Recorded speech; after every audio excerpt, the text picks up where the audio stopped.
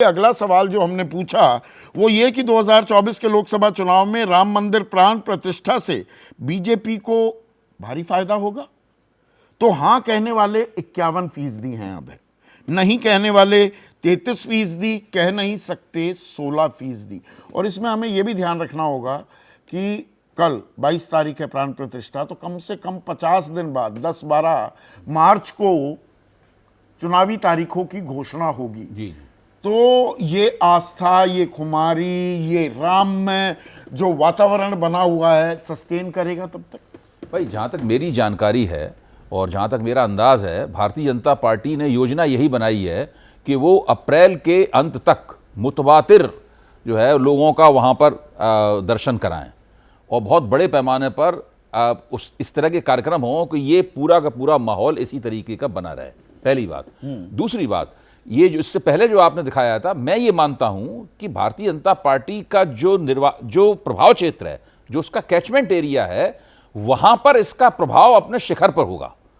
जो लोग पहले 2019 में भारतीय जनता पार्टी के समर्थक थे, वो और ज्यादा मजबूती के साथ में और ज्यादा नाच गाकर समारोह पूर्वक उनके साथ लगातार जुड़े रहेंगे और हो सकता है कि उनके भाजपा से जुड़ने में और कोई वृद्धि हो। भाजपा के कैचमेंट एरिया में जहां जहां भाजपा जीतेगी, हो सकता है जीत का फर्क और भी ज्यादा बढ़ जाए। मतलब आप कह रहे हैं, मैं थोड़ा और इसको सरल करूं, जो 190 के करीब सीटें हैं जहां कांग्रेस और बीजेपी में सीधी टक्कर थी और जहां मैक्स किया था 91% सक्सेस रेट बीजेपी का, और उसमें हिंदी पट्टी का पुट बहुत ज्यादा था, वहां वो ताकत बरकरार रही। देखिए उसमें भी दो हिस्से हैं। एक वो हिस्सा है जहां पर भारतीय जनता पार्टी के पास मजबूत गठजोड़ पार्टनर थे, जैसे कि बिहार, जैसे कि महाराष्ट्र हैं, वहां दिक्कत, क्योंकि उसमें आधे ज्यादा सीटें उन लोगों ने जीती थी, आधे के बराबर सीटें शिवसेना ने वहां जीती थी। वहां राम की गूंज नहीं सुनाई देगी। गूंज सुनाई देगी, लेकिन इस जो गूंज वगैरह होती है उसका राजनीतिक फायदा उठाने के लिए आपके पास जमीन भी तो होनी चाहिए ना।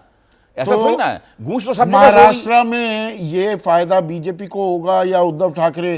भाई शिवसेना ने तो सीधा कहा था ना, बीजेपी तो कन्नी काट गई थी, सारे बड़े नेता उन्होंने कहा कि हमने गिराई, हमने बाबरी मस्जिद ढहाई।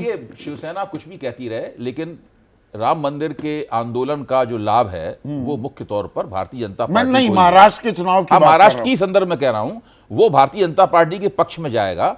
अभी शिवसेना को उन लोगों ने बांट दिया है और राहुल नार्वेकर के फैसले से एक बहुत खास तरह की परिस्थिति बन गई है, जिसमें उद्धव ठाकरे के तमाम विधायक जो स्थानीय स्तर के नेता भी हैं, उनको भी एकनाथ शिंदे की बात माननी पड़ेगी, उनकी लाइन में चलना पड़ेगा, वरना उनके खिलाफ कार्रवाई हो जाएगी। इस तरह का वो फैसला है। नहीं, वो तो फैसला कमाल का है। वो ना अयोग्य हुए शिवसेना एकनाथ शिंदे गुट के विधायक, और ना ही अयोग्य हुए। अगर वो अयोग्य नहीं है तो शिवसेना उद्धव ठाकरे गुट के अयोग्य हो जाने चाहिए। दोनों अयोग्य नहीं है संदीप जी, दोनों अयोग्य नहीं है, लेकिन एक हिस्सा दूसरे की बात मानने के लिए मजबूर है, उसको अपने नेता मानता है, बैठना पड़ेगा ट्रेजरी बेंचेस में। जी।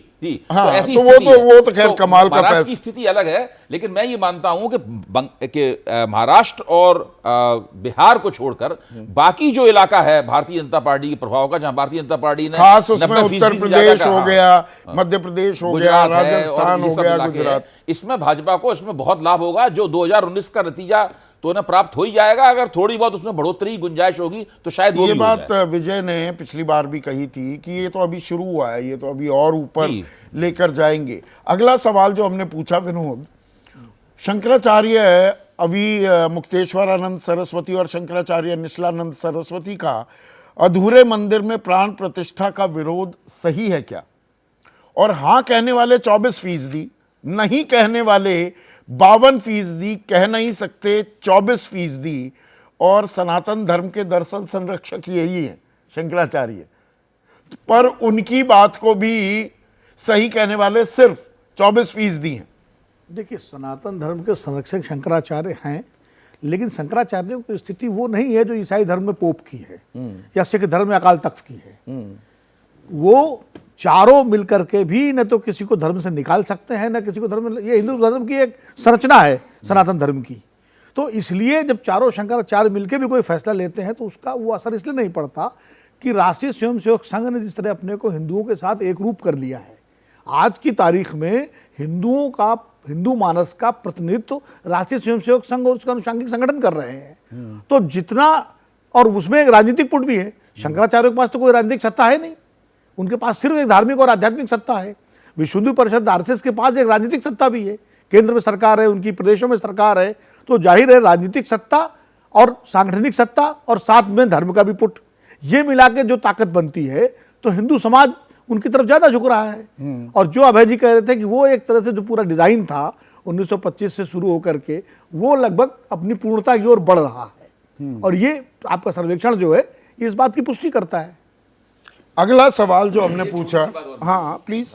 देखिए 19वीं सदी में जो हिंदू चिंतकों की धाराएं आई और संगठन की जो तमाम धाराएं आई, जिन सब लोगों के हम नाम जानते हैं, वो सब शुरुआती विरोध और मतभेद के बाद धीरे धीरे करके सारी की सारी राष्ट्रीय स्वयंसेवक संघ में समाहित हो गई हैं। अब जो आर्य समाज है वो भी राष्ट्रीय स्वयंसेवक संघ के साथ है, जो पहले नहीं था। जैन हो गए, जैन उनके साथ हो गए, बौद्ध विश्व हिंदू परिषद के महासचिव जैन हैं, जैन है जी, सत्येंद्र जैन, जी। सुरेश, तो मैं कह रहा हूं कि सुरेंद्र राष्ट्रीय जैन, हाँ। स्वयंसेवक संघ एक तरह से जो हिंदू धर्म और राजनीति से जो ताल्लुक है, जो संयोग है, उसका एकमात्र प्रतिनिधि है इस वक्त। बस वो सिख नहीं, अभी उनको समाहित नहीं कर उसके लिए राष्ट्रीय सिख संगत उन्होंने वहां बना रखी है, बना रखी है, उसका पर नाम वो भी आरएसएस है, हाँ। याद रखिए उसका नाम भी आरएसएस है। पर वहां पर अभी दाल पूरी तरह से क्या शुरू भी नहीं हुई गलनी। जैसे ही घड़ी का काटा दोपहर 2:30 पे आए, बबीता जी का दिल सास बहू साजिश के लिए मचल जाए। और ये है इनकी बहू, पूरे दिन ऑफिस की टेंशन हो जाए गॉन जब ये करें अपना फेवरेट शो फ्री टाइम पे ऑन। इनकी तरह आप भी देखें अपना फेवरेट शो अपने टाइम पर और डाउनलोड कीजिए एबीपी लाइव ऐप अपने स्मार्ट टीवी पर।